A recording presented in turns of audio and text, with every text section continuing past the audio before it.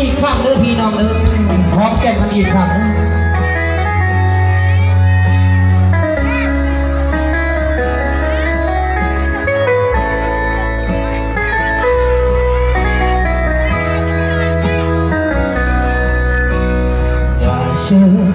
Amor,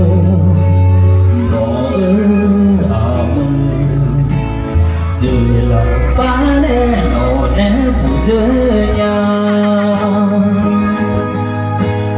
sòng khai ye trăng ôm ta mà mơ phá cháu nổ luôn mà thứ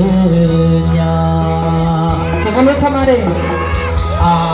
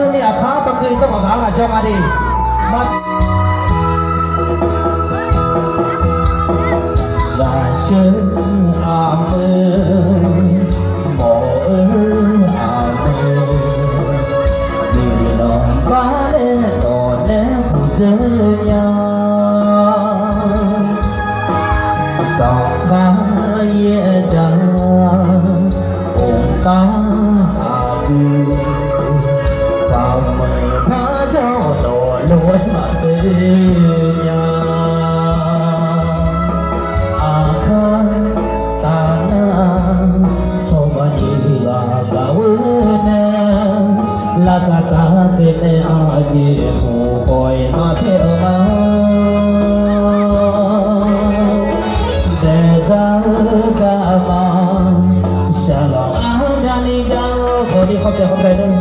Ghiền Mì Gõ